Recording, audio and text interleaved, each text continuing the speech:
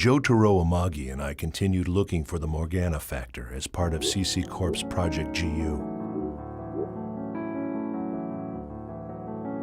After collecting each epitaph for Skaith, Innis, Magus, Fidhel, Gore, Maha, Tarvos, and Korbenik,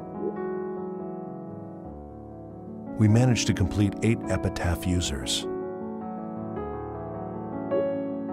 All we then had to do was allow the Chosen Ones to control these Epitaph Users, then have them activate the RA program that Amagi had created in order to restore Aura to existence.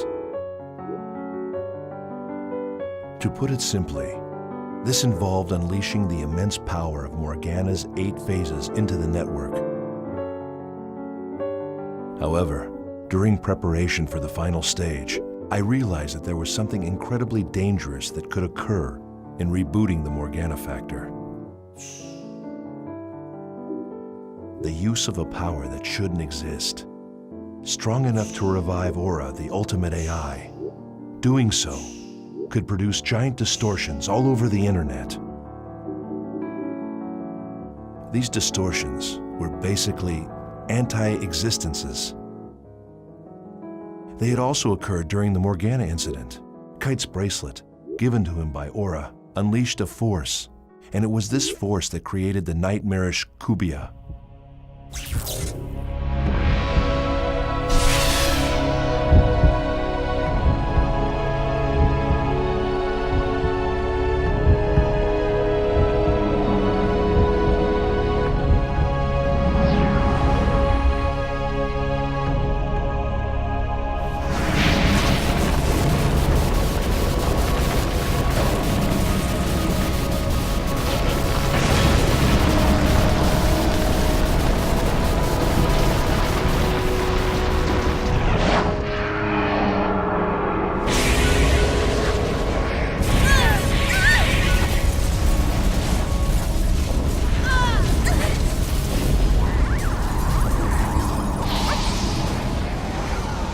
It's not running away.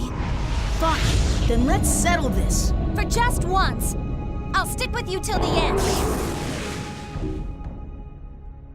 If the distortion field produced from a single bracelet resulted in Kubia, there was no telling what the distortion caused from 8 powerful Epitaph Users might do.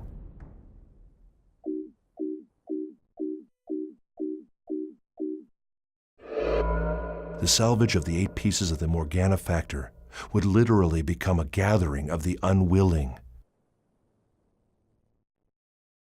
Distortions would appear randomly like unwanted tumors. I reported these findings to Amagi and urged him to put the RA plan on hold until my concerns could be resolved.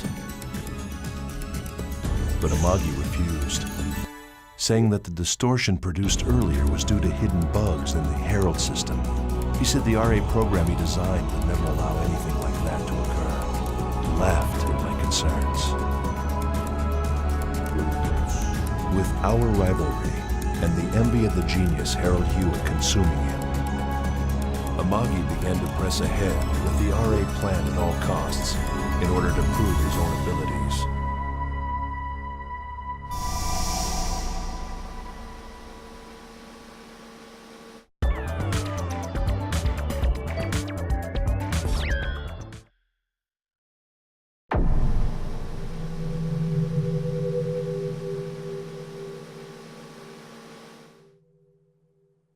I was concerned about the RA plan, so I opposed Amagi's attempts to experiment with his program. Fearing the situation would worsen to a point of real danger, I secretly removed one Epitaph user from the world and hid it in my home computer. This was the Epitaph user integrated with the Morgana factor of Tarvos the Avenger. Without all 8 characters, there was no way the RA program could be activated. But Amagi didn't even bat an eye at the unexpected absence of a key Epitaph user. It turned out that Amagi had secretly constructed a dummy Morgana factor. and had prepared his own original Epitaph user as a backup. It didn't take him long to deduce that the missing Epitaph user was my doing. Amagi went ahead with his plan. He proceeded to gather 7 of the potential chosen ones together. Systematically, he matched them up to each Epitaph user. Meanwhile, he used his own dummy Epitaph user to connect to the network and began testing the RA program. This was the high point of Amagi's life.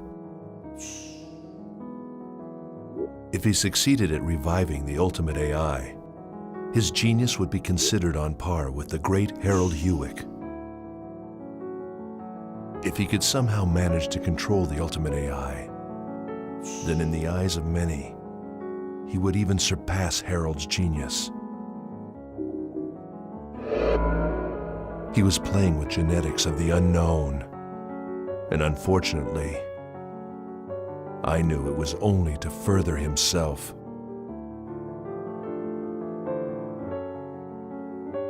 He wished to combine his own mind and fuse it with the ultimate AI. He wanted to become a god inside the network, using the 8 pillars to support him. As a result, Amagi's experiment was anything but perfect.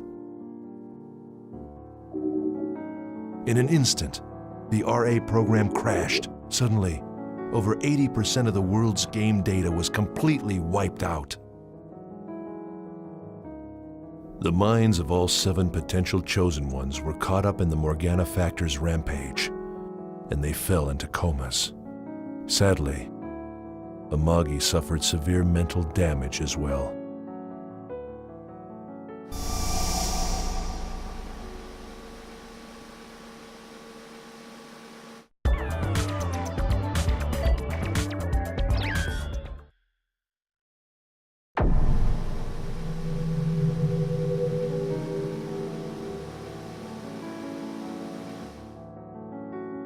Amagi's experimentation of the RA program ended in failure. I arrived shortly after the RA program went berserk and set about containing the situation. However, I was only able to recover a single Epitaph user from the devastation. The one I recovered was the Epitaph user integrated with the Morgana factor of propagation, Magus. His experiment having failed, a deranged Amagi caused a fire to break out. The fire spread fast, consuming a third of the CC Corp building, causing tremendous damage. The media was given news of only the fire itself, announcing to the public that several people were injured.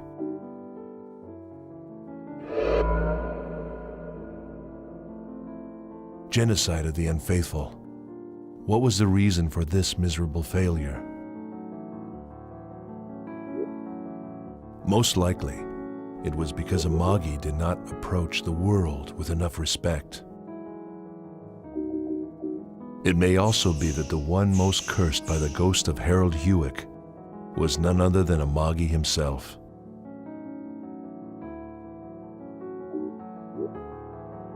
Whatever the reason, the RA program's failure and the huge fire that accompanied it caused over 80% of the world's data to be lost.